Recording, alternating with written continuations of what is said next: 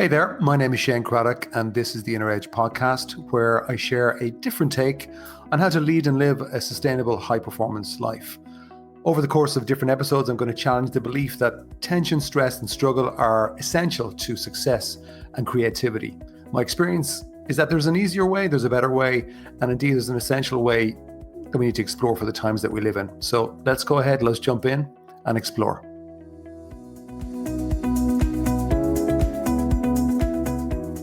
Hello there, and welcome to the Inner Edge, or should I say a little bit of a different type of Inner Edge if you're used to these episodes.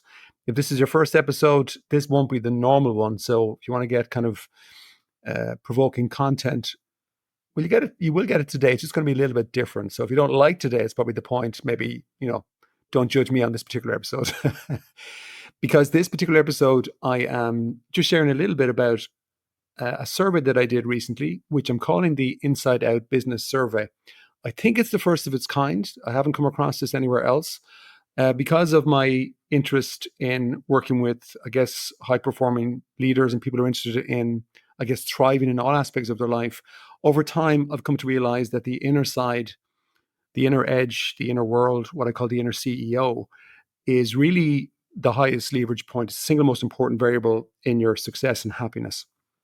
And people who are on my mailing list, which you can access or get into at shanecraddock.com, I sent out a survey in March, and we had a good take up on it. And we had, I think, just about 100 leaders, split between about 60% business owner, CEO, founder, about 30% senior leaders, and then the rest were split between coaches, consultants, self-employed people of different kind of categories, including creatives, actually. So we had a good chunk there of experienced people. And I suppose the content that we shared was really fascinating. And actually what it's encouraged me to do, number one, is to do it again next year, and to ask more questions, actually, that will kind of give a little bit more information. So if you're listening to this podcast on a regular basis, you're obviously bought in at some level to the power of the inner world, the power of the mind. So not everything here will be a surprise to you, but there are 5 key findings. I'm going to share 1 or 2 here. If you'd like to get access to the report, I'm going to put a link in the show notes. You can get access to it via that link. Or if you're on the email list, you will get access to it in the same way this coming week. So I think maybe the single, when we link, there's a definitely, what's coming through in the survey is the very definite link in the minds of leaders on the survey between mind and money. Now, so I was asking about what percentage impact you think your mind as a leader has, or the mind of the people in the business has, on the financial side, on the bottom line. And what was interesting was, I would say maybe 50, 55 people gave a specific number. Again, it's a guess, because I don't think any of them, it's very hard to accurately measure. And of those who didn't give a number, they all said that they thought there was a link, they just didn't know what number to put in. So that's the key bit I'm taking out. And the average actually was 36%, which is still quite big in terms of, if you think about, the minds of the people, the leaders in the business, has a financial impact of 36%. Okay, well, surely that's enough of a reason to explore, at least look at it, and maybe say, well, how much do we need to invest in the minds of the people? Now, people will say, well, we are investing in training and things like that. I'm not talking about information or knowledge. I'm talking about mental fitness, inner fitness. And I think that's kind of what's coming through, is that there's an increased awareness around the power of that, the power of it. The other thing that came across was, and if anybody's done anything with me on a private level or in a program, they'll know that I'll always go on and on about one particular word, which is state. Now, state means different things to different people. But one of the quotes here I thought was interesting, from a leader who gave it their name. I'm not going to share it here, but they're very experienced, high-performing leader. And what they said was, when my mental state isn't right, it impacts the performance of the entire organization. Not immediately, but over time, excellence isn't pushed and standards drop. So not immediately, but over time, excellence isn't pushed and standards drop. Again, making the link between the mood. And I could take it further. But one of the questions that I thought was interesting, that you might find interesting here as a listener to the podcast, is I asked anybody who did the survey, what percentage of your own success and happiness do you think comes down to the mental or inner side? So I wonder, as you're listening to this, what would your score be to that?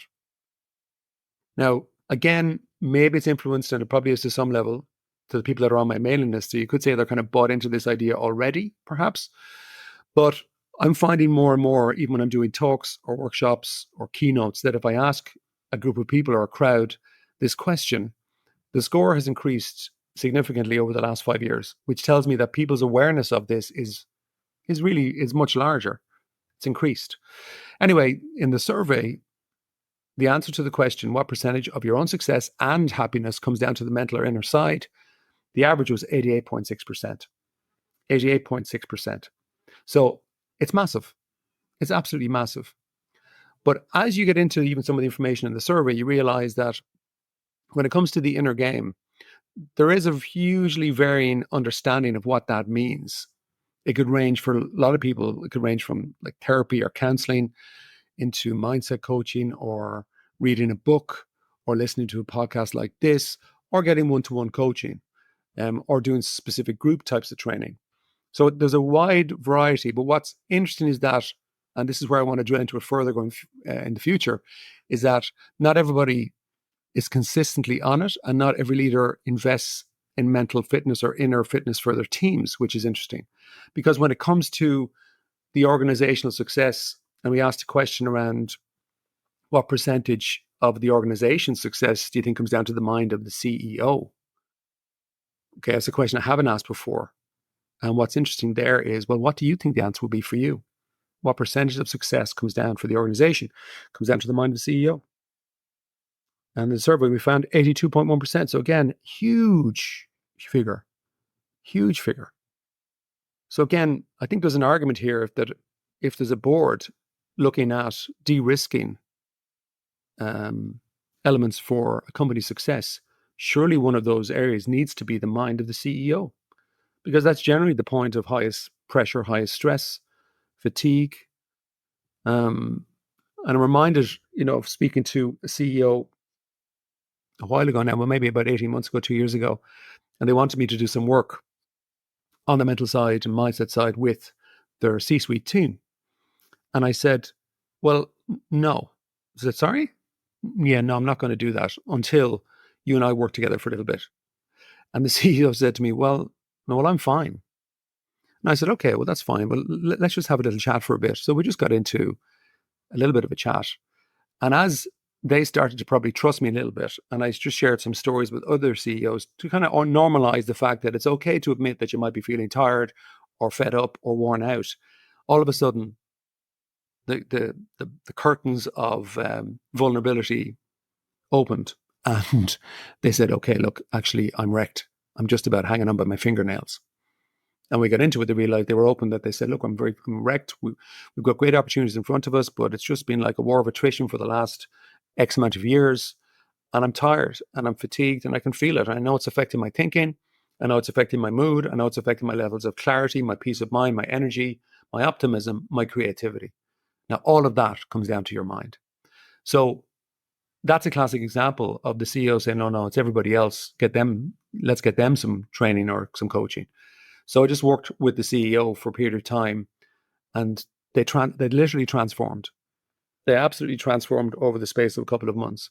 And then automatically, then that ripples into the organization. And that's also what came across in the survey, is that there's a ripple effect, there's a contagion effect of the leader's mood. And, a lot of leaders will say to me, no, I can hide it. They don't see. It's not about that. You can't really hide. It's like a parent. If you're a parent, you can't hide your mood to a child. They just pick it up. They know. And it ripples into everything. So, if you want to get access to the report, you can go to the link, but let's just bring it back to you for a little bit. I mean, what about you? I mean, what's your own philosophy when it comes to the inner game? What does that mean to you? Does it mean therapy, or does it mean something different? Does it mean something around mindset? Does it mean visualization? I mean, to me, the inner game is much more than just visualization. It's also about removing the gunk that could be sabotaging you. And to kind of make it practical for you today, if there was one thing that you could do to improve your state or your mood, your state of mind, your state of being, your mood, what would that one thing be? I mean, there's lots of different things you can do over time as you understand how it works. But in the moment today, there's probably one thing you could do to improve your mood today. Like, what would that be? So just a reminder, the link to that report is in the show notes. You can get access to it. But the one thing I'll say to you, if maybe the greedy part of your mind, if you want to make more money, the survey is very clear. Mind your mind. That's it for this week. Ciao for now.